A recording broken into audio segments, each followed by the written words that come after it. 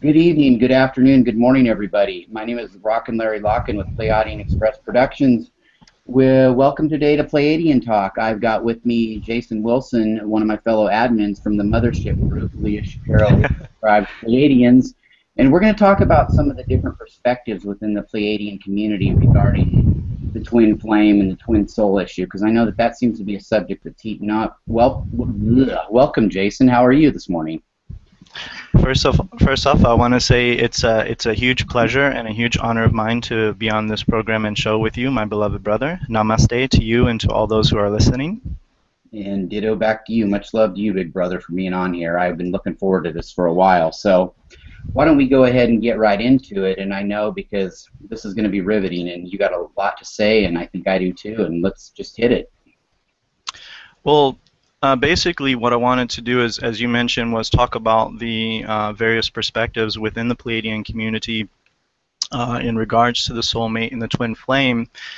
And for me personally, I think that a lot of it today, a lot of the talk is dominated by what I would call Greco-Roman notions of monogamy, or that a soulmate or twin flame, for that matter, exclusively refers to one person or one partner. Even when we look at the concept of the twin flame, it's couched in what I would call traditional language of one half being male and the other half being female, as if this was the ultimate underlying expression of companionship in the universe, regardless if the relationship is between two males or two females.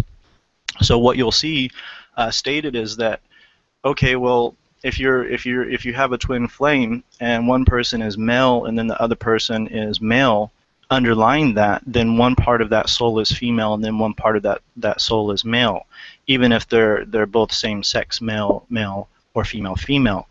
And I think that, again, if we do that, then it's going into this idea of this is ultimately the underlying expression of companionship in the universe, in which we live in a universe, in a multiverse, which is vast, beyond imagination. Oh, yeah, definitely. I mean, beyond imagination. It'd blow our brains to even hear a figure. It's an infinity after infinity. Right. And the other thing that I wanted to bring up is that when you actually look at human society, and this is something I mentioned before, is the vast majority of human society has practiced polygamy, or the state of being married to many spouses, or even frequent marriages as far back as anthropology can go. Monogamy is a relatively new expression of human society, and what I mentioned is that from my understanding, among the Pleiadian culture, all forms all forms of companionship and sexual expression are allowed, encouraged, and practiced. So you'll have relationships involving man and woman, woman and woman, monogamy, polygamy, and so forth. So the issue, I believe the real issue is an issue of love, and is a man or a woman, for that matter, capable of equally loving more than one person? So here's a scenario, or an analogy, if you will. Imagine if someone proposed to you that your house was on fire and you had 3 or 4 children, and you were only allowed to save the child you loved the most. Now, I'm able to recognize that it may be true that a person does indeed favor or love one child over the other, but here's the question: are other people able to recognize that a person may love or favor, or may not actually love or favor one child over the other? That to even propose such a question or scenario could bring that person a great deal of pain or anguish. In other words, if someone proposed to you, well, you have 3 children, you can only save one, so save the one you love the most. Well, there might be a particular parent who does gravitate towards one particular child, but there's also people who say, look, the loss of any of my children would be devastating to me because I love them all equally. Yeah. I have a heart that encompasses them all. So if we have a situation where it's possible for people to love their children equally, or their parents, like, do you love your mom more than your dad? Vice versa. There are people out there who can say, look, I love them both equally. So if we can understand that, why can't that be extended to saying, look, I have these 2 men in my life, I have these 2 women in my life, and I recognize the individual qualities that each of them represent and bring to the table, and I can't really say that my heart actually longs for one over the other. Yeah, I think you really touched on a subject there, because I think a lot of us, a lot of us feel that way, and I think that we tend to be forced to have to be in denial about it, but it's time to really start getting real about this issue and at least talk about it and get it out there, or else we're never going to move forward in our evolution as far as relationships go. This is one of the biggest topics we could ever talk about with people, because it may strike a nerve, but people need to realize this and at least start acknowledging it, you know? I agree.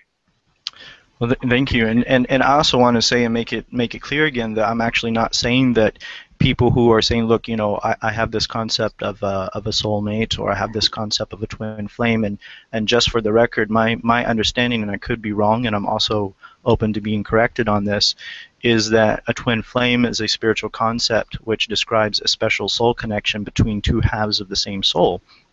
So when you look at that for a second, are we saying here that these two people share the same soul, or are we saying here that they each have half a soul? Because for me, you know, to be honest with you, like, it doesn't resonate with me that inside of my being is only half of a soul. I believe that I have a full soul. Someone else may believe that, and that's fine, but for me personally, it doesn't resonate.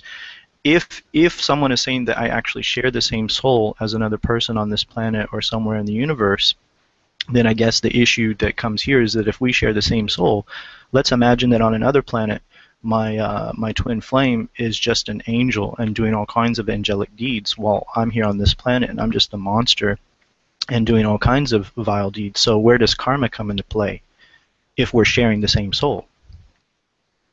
Yeah, that's a good point.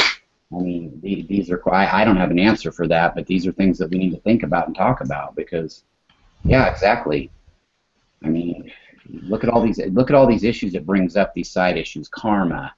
Okay, how many twin flames do you have? Is it a combination of them? Do you just have a soul? Do you have a half a soul? I mean, do you meet up in a few dimensions? I mean, these are all things that you never hear talked about in regard to this, but I mean, this is really what it breaks down to and boils down to.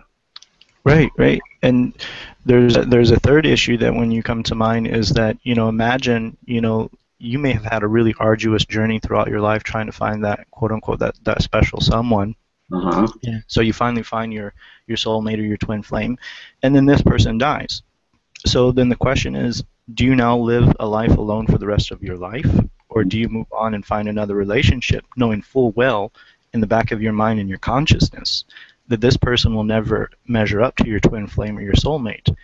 And then imagine if this new lover companion was to know their true worth in your eyes. In other words, you know, you find your twin flame, then one or the other passes away. So do you stay in a state of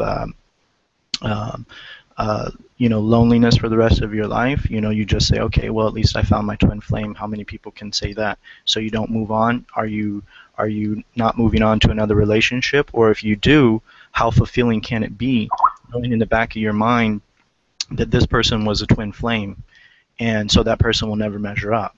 And then imagine if they knew that, like, in their mind, they actually, if you were truly transparent, opaque, and honest before them, and you said, yeah, you know, this other person that passed away was my twin flame. I mean, I think that could be, you know, hurtful to the other person in the relationship. So I'm not saying that that the idea in and of itself is wrong. It's just that we could use some fine tuning and maybe even some retuning in light of the vastness of the universe and the vastness of reality. Sex in and of itself primarily serves one function in the 3D realm, and that being the procreation of the said species. Reproduction in general is to pass on genetic material and genetic code, right?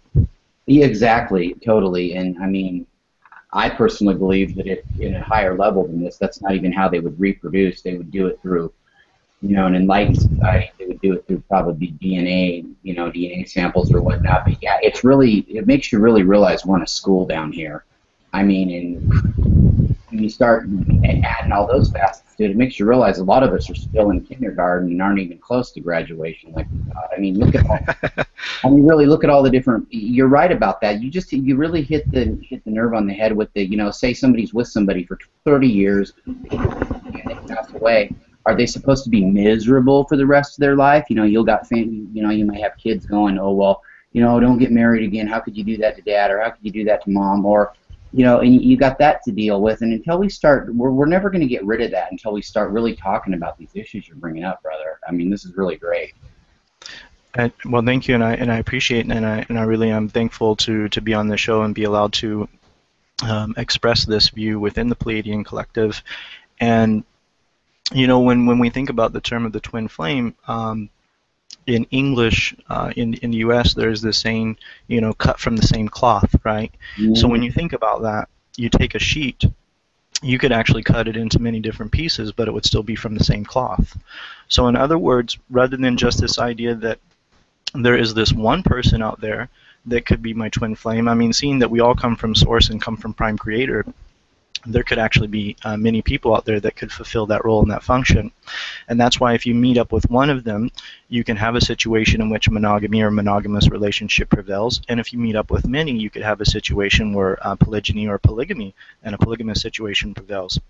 Because once again, it's not an issue of the ego, it's an issue of we're all recognizing one another, we're all in resonance with one another, we're all on the same page here.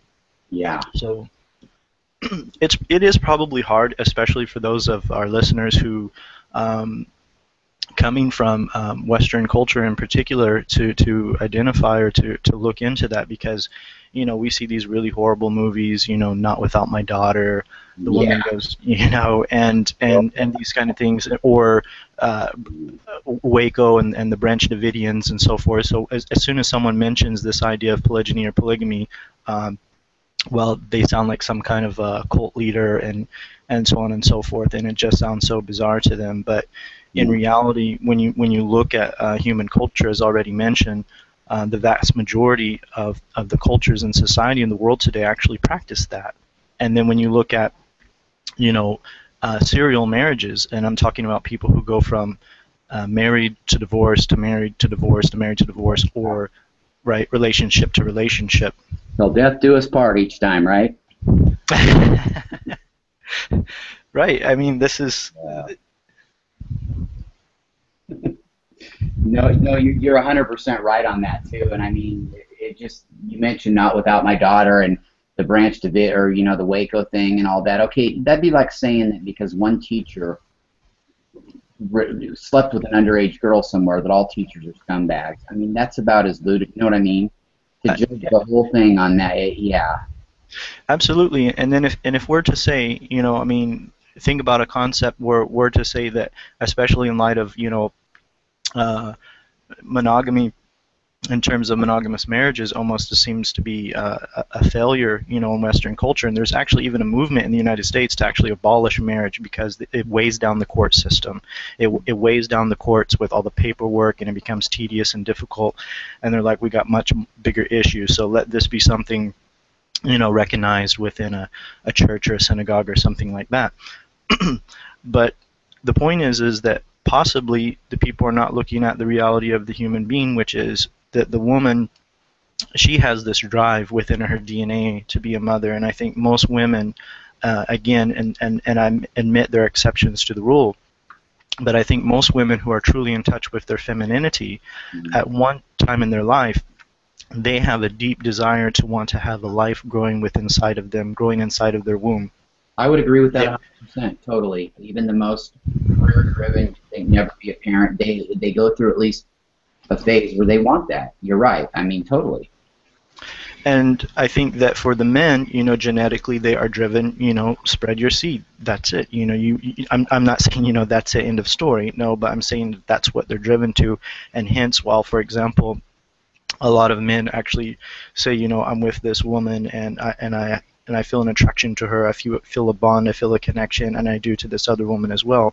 And for a lot of women out there listening, they might think, well, yeah, that's just on a superficial, you know, based upon looks, based upon the outward appearance. And that's not true, because I can say for me personally, I've seen women who outwardly, you can say that this woman, quote unquote, would be a model, but when I speak to them or if I get a chance to know them, there's absolutely no connection, because I don't feel any depth to the conversation, anything like that. And I'll see other women who I guess by societal standards, they might say that this woman is not quote unquote model material, but she's just got such warmth, and her heart is so filled with love and compassion, and you can see it in her eyes, and it just radiates through her being, that there's just like this longing and this connection, and you're like, wow, this woman is just so amazing, and I really want to be with her. Right, and it makes them look even good. You know, to somebody like me, I'm sure you too, it makes them look even more gorgeous than some, Yes. society model that maybe judgment, but that maybe you and I wouldn't resonate with because there's a whole lot of nothing up there, or not to say that, but I mean Well, I mean, to a degree, that's true. I mean, no one wants to be mean-spirited, but yeah, I mean, right? There was that. What was that? An example was that lady who was winning the what was it, the Miss America contest, and they were like, why do you think people overseas dislike Americans? And she's like, you just have to go and watch that video on YouTube. Mm-hmm. And she even admits the next day, or 2 days later, she had an interview, and she said, look, I was really flustered when they asked me that question. And so I could tell that.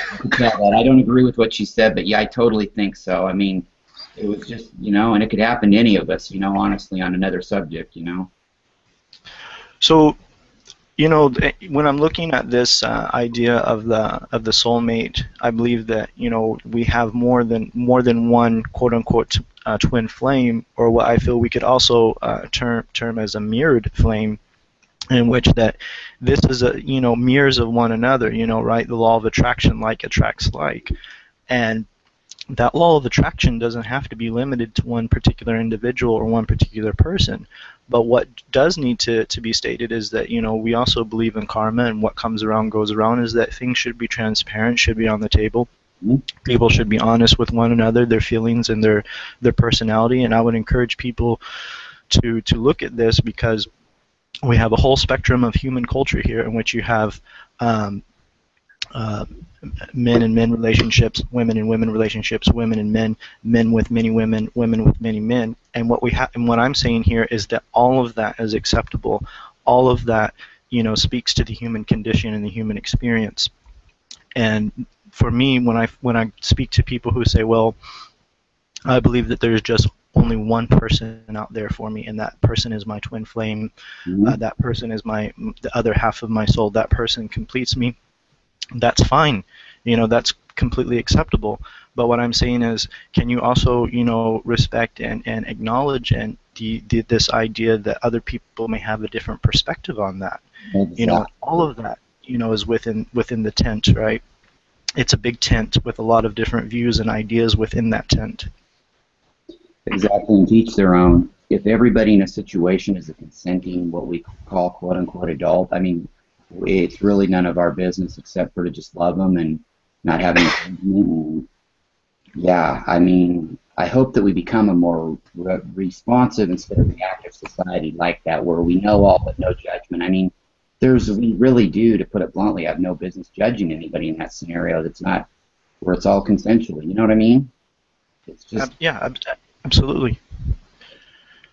Absolutely. I mean, if you look at, again, and not to speak ill, like you look at Tiger Woods, I absolutely have no doubt in my mind that man loves his wife. I have no doubt that he's absolutely in love with her. But again, given his nature as a man, this is what it is. So what ends up happening in our society is that even in many cases where people have this quote-unquote monogamous marriage, is this guy's with this woman, and she's the quote unquote the main course, if you will, and then he has the side salad on the weekends, or or whenever I'm just going to be on my business trip to Japan, and nothing foul is going to be going on.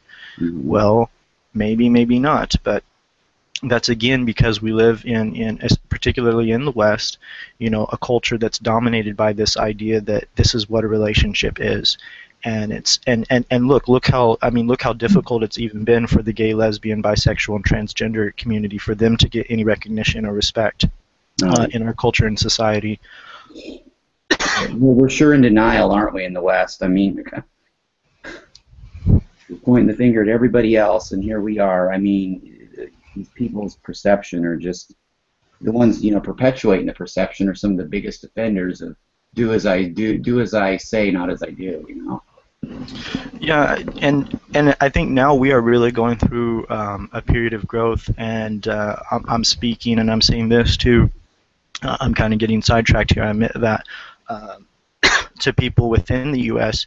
is that if you look for a long time, we've been divided by this very divisive politics of left-right paradigm. That if you support the Republican Party, you must be like some neo-Nazi, fascist, and if you support the left, then you're just a socialist communist who wants to undo America. Where now I think, Oh yeah. right. Where now, like many Americans are seeing beyond this BS, and they're trying to come to a more centered position, right?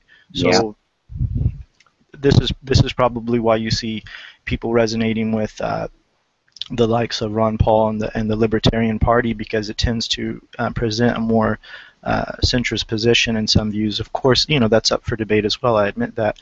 But coming back to the issue of the yes, sorry. Yeah, and I'm glad you just brought that up, and not to get off track, I'll touch on that for a second. Yeah, you take like a Ron and a Rand Paul, and then you take a Dennis Kucinich and a Bernie Sanders, both two Democrats. Both those four could really do a lot to bridge the gap, because they're both not liked by their own parties, and that's what it's going to take. But yeah, anyway, we could get off on that forever. But yeah, go ahead.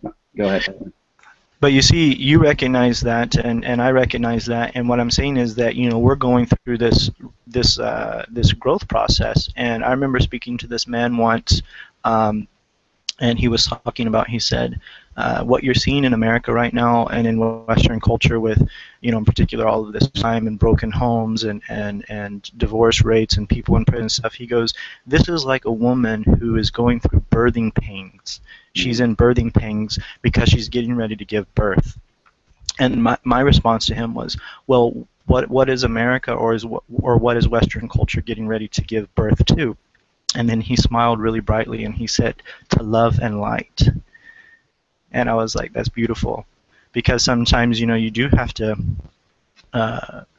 grope around in the darkness until you can actually find yourself and have that sense of direction again, find your footing, and then start moving forward.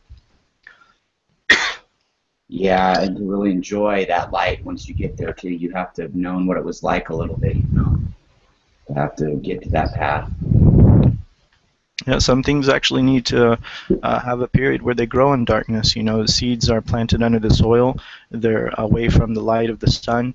You pat that seed down, but it has the warmth of the earth. There's a little bit of heat that comes from the sun, that little bit of warmth, then a little bit of gentle raindrops, and before you know it, that seed, which began in darkness, actually grows a tree that produces fruit and then now gives life to others around it. So that's just something really amazing. No, I agree. I think we get caught up in the mentality of, bam, it's just going to happen, bam. Like, we don't have to go through all these steps, but that's really what it's all about, is the process. So this is where I was just using that again as sidetracking for a minute to get back to this idea of, we always kind of get caught up in what is called the Hegelian dialectic of, it's either right or wrong, chocolate or vanilla, Republican or Democrat. You're either with us or you're with the terrorists. And then this is very unimaginative, and it's just an option A or B. There's no C, there's no D, there's no room for E. There's no room for exploration or imagination. It's just locked in these two boxes, and you're not allowed to think outside of either one.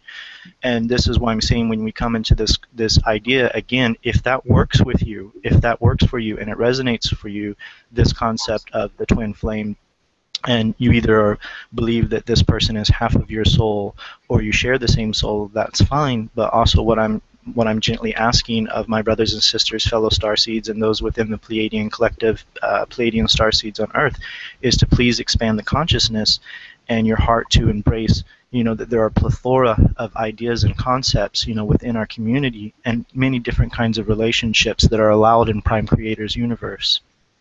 No, I agree with you. I liken it to, you buy the Crayolas that has 64 colors, and you like there's only the black and white in there, and there's 62 shades.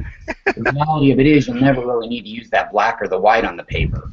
Right. White, and the issue is one of those other 62 shades, and I mean, that's just a good example, because people need to get out of this, it's just this or it's just that mentality, when you're just A or B, when in reality the same entity controls A and B, or whatever. I mean, it's really Right. And you remember, even before we began this program, when we were talking about how people who eat meat, right, and then you'll have the vegetarians will jump on them and say, well, how could you, and how inhumane. But as I pointed out, you could have people who are breatharians, and if they wanted to, they could actually speak in a condescending tone to vegetarians and say, well, how could you pull those beets up from the ground, and how could you, pull those turnips from the ground? How could you take that fruit from that tree? How could you sever that life? How could you do that? You need to learn to control yourself and meditate and think thoughts of light and love, and just let the sun feed you, which is, that's fine. But again, it's this, we're a big tent, and people are on different parts of the journey and the ladder, and I think we need to be very accepting and loving towards one another and towards the different views and concepts that we have, and try to not let those things before, where people have this either or, to divide us, but celebrate our diversity. And that's really what makes humanity so beautiful, is this individuality coming together. Yeah, we can either judge all our little differences and keep going down that road, or we can embrace this diversity, man. And I mean, doors will open up like overnight. Yes, beautiful. I mean, absolutely, and exactly. And you mentioned that thing about the meat, the vegetables, pulling them up out of the ground. I've heard a few people condescendingly say that. And you know what, man? I have no answer for it, because how can you, even if you don't agree with that, you can't argue with that. So that's what people get for coming up with this judgment mentality, Well, if I'm allowed again to kind of go off topic on that and touch on something, because this actually should be interesting for those of the Pleiadian starseeds here, because that actually touches on part of the original division, going back when Earth was the living library, was the very profound philosophical concept behind that, which is this idea on our planet that, and think about this, and I hope those out there listening will ponder it, that in order for something to live, something else needs to die. Now, you might go out in nature and observe that to be a fact, that in order for the plants to live, there needs to be things that will break down into the soil, decay, and then feed the plants. The same thing with the fish, with the fungi kingdom, with humanity, and so on and so forth, that we actually are eating or preying on living things. And this is why you get people who are the breatharians, for example, because they're trying to think beyond that 3D concept. So you can look at that and see that as part of the cycle of life, right? Like the Lion King, it was teaching about the cycle of life, and respect and honor that, as I was mentioning about the Native American Indians, and people who, when they took the life of an animal or a creature, would say to that animal when they killed it, I'm sorry, my brother. They would actually say, my brother or my sister, but my family needs to eat. And they would do their best to use every part and every remnant of that creature to actually honor it. Yeah. Now, what happened is, when you say this idea of something needs to die in order for something else to live, someone else can take that concept and do something very diabolical with it. And then it actually starts to breed a new ideology, like survival of the fittest, and this is the concept that, okay, we conquer before we become conquered, and then that takes on a very different direction than what made the other party take it. So I kind of veered off the topic a bit there, but I thought that was something interesting to point out. No, I agree exactly. Yeah, no problem at all. I think that's very interesting, and some people need to think about as well. So when you go back to this, we are, prime creator is everything, and everything is prime creator.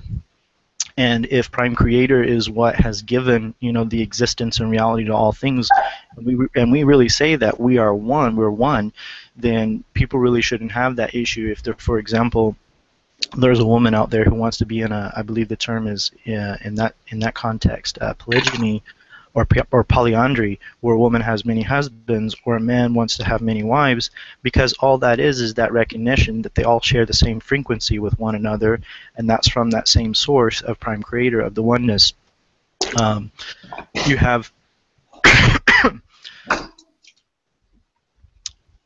for a very, very long time, this idea of just male and female, and again, I just think that that's the reality that we're faced with on Earth, or that most of us are very familiar with. So it becomes a very comfortable concept idea. Yeah, and we lie to ourselves about, not everybody, but people will lie to themselves and stay miserable and just stay in that 3D kind of hell because of jealousy or ego. And, it's, we shouldn't be afraid to express how we feel. You know what I mean? When it's true, pure from the heart, even if it's going to hurt somebody's feelings, I don't know. We just need to start really doing that and accepting people. Yeah, I can give you a scenario here, and this is something for people to think about. I mean, think about a man who has love for his wife and he has love for this other woman, and then he's torn because then it's like, okay, well, if he gets a separation from his wife, we all know, and especially if they have children, those who end up suffering the most in that process are the children, rather than him taking the responsibility and speaking this over with his wife, and he marries that other woman. She has legal status now. She's not quote unquote the side salad. She's not someone that is just, she may even prefer it that way. I mean, some people that might be what they like, but there might be women out there who are praying and hoping, well, I hope that he leaves that woman for me, and then she ends up hurting and suffering. And I think ultimately it's about management and about how people manage their time and manage the relationships that they have with one another. I think for women, they want to see a man who is able to manage time well, manage things well, and be responsible. And for women, I think especially because we're inundated with a culture of, movies like Valentine's Day, Bollywood and Hollywood, and this idea of the knight in shining armor who's going to come and rescue me and take me away. I'm the damsel in distress. And we have this idea of just this, one man and one woman. And if I could bring in for a moment the book, The Celestine Prophecy, I believe you've read that before. Yeah, yes, I'm familiar with it. I think it'd be a great idea. Go ahead. The one thing that he mentioned in the book, which I completely agree with, he says that most relationships fail because people go into a relationship thinking that I'm like the letter C, and the other person is the letter C, and when we come together, we're going to make this perfect circle.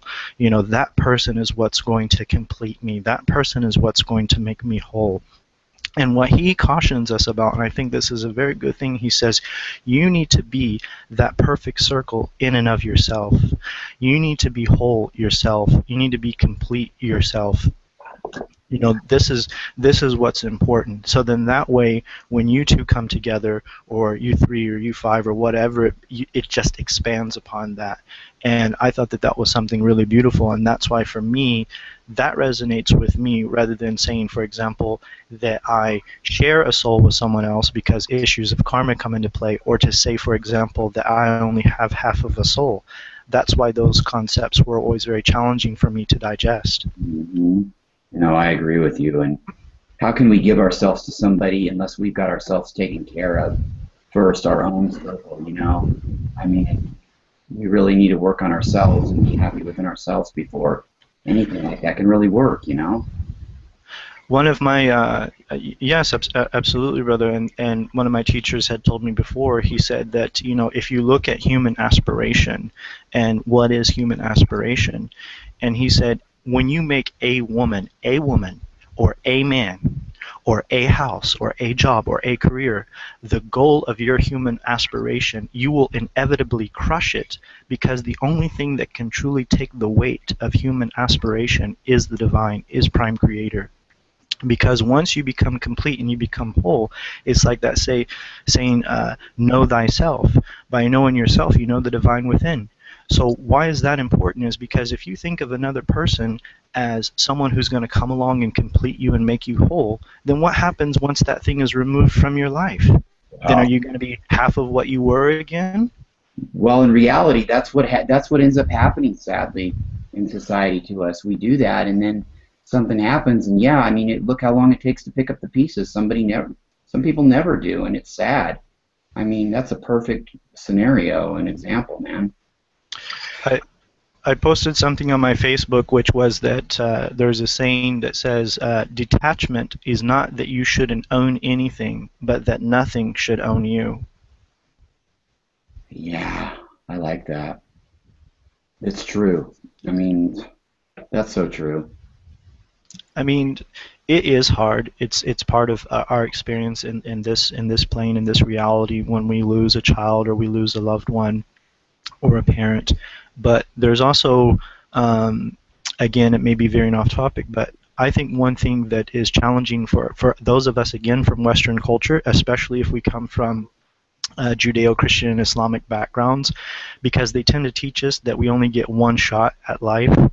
And so you get, this is where you sort of get this mid-age crisis, right? People in their late 30s, 40s starting regretting things. If I only did this, if I only married him or her, if I only took this job. So it becomes a life of regret because they're told you only get one shot at this. Where I think that you see less of this mid-age crisis from people who come from, and again, I hope if to the listeners, I'm not trying to disrespect any faith tradition, because I think they all hold a lot of value and beauty and precious gems that they've given to humanity, but I'm just making this observation that is for me, and that is those who come from the Buddhist and Hindu tradition. If you have a concept of reincarnation, then at least that I think that there's less likelihood of this feeling of regret because, well, maybe I get another chance at this. I get another shot at making things right, or doing this or doing that thing, or a chance of redemption, and so on and so forth, whatever it may be. Rather than when you're stuck in a culture that tends to say, no, in, out, and done, right? Yeah, and don't you think, Jason, too, not to interrupt you, but don't you think that in those cultures, too, that they tend to enjoy the journey more, knowing that, hey, I'd get another chance at this? It makes them really appreciate it more, and therefore act more mature, and I think it makes them just, enjoy the journey more. I would think, anyway. I'm sure there's less pressure on LeBron James and Kobe Bryant at the start of the game than there is, 30 seconds left on the buzzer, you're down by 10 and you're at the 3-point line, right? It's this do or die, right? Yeah, you think? Yeah. Yeah. Perfect analogy, though. Perfect. So this is this is the thing is that, and again, I always thought that those concepts also tend to be more forgiving than this idea of you get one shot at life and you better do it right, because in the next life the elevator is only going to go up or it's only going to go down. Oh, yeah. Rather than having another worldview that says, look, if you don't learn to tie your shoe the first time, that's okay. You get an infinite number of chances until you do. And I always resonate with that too, and it's almost like you get to a point of kind of cynicism where it's like, okay, well, gee, if this is my only shot, then what the hell am I even, why did I even come here? Yeah, absolutely, and I think that's where we also tend to have a lot of people who get very depressed by that, and depression becomes very rampant. People who get suicidal and so forth, because it doesn't need to just be a concept that you hear and you say that sounds nice.